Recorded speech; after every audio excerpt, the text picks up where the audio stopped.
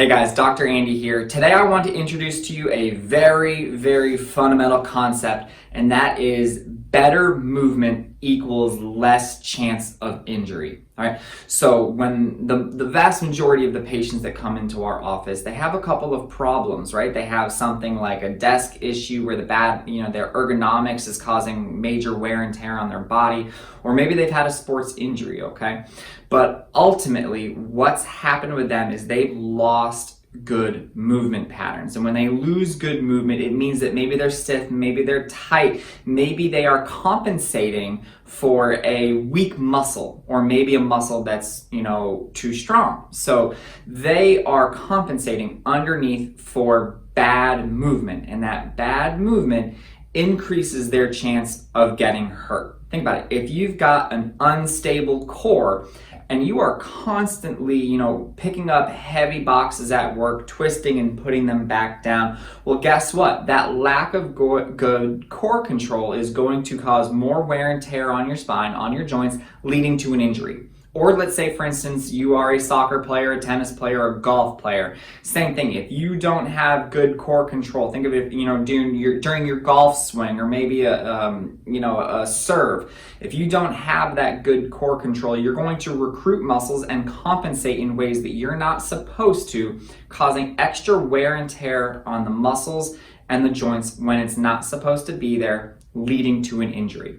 So what do we do about that? We incorporate a really good movement screen into our office called the FMS, which is the functional movement screen. We're going to look at 7 major fundamental movement patterns that you use every day in life, whether it's to play, sports, or even your job, that you use all of the time, that you need to be fundamentally good at. You need to be able to do these movements. Think like a squat, think like an inline lunge. Do you have good shoulder mobility? You should be able to do these movements. So we evaluate all 7 of those fundamental movements and make sure that you have good, proper movement in those areas.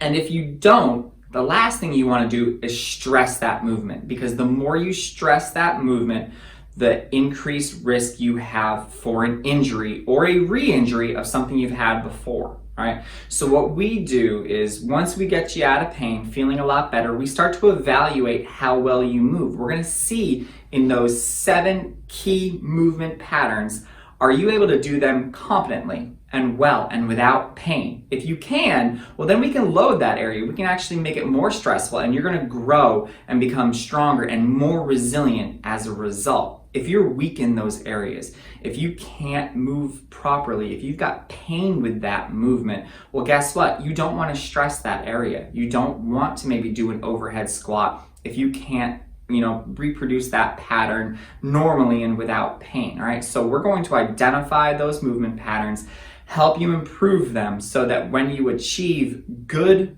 proper movement, you are able to decrease your risk of injury or re-injury. And then we can make you stronger and more fit. All right. If you have any questions, obviously send them my way. Always remember to live with passion and not pain.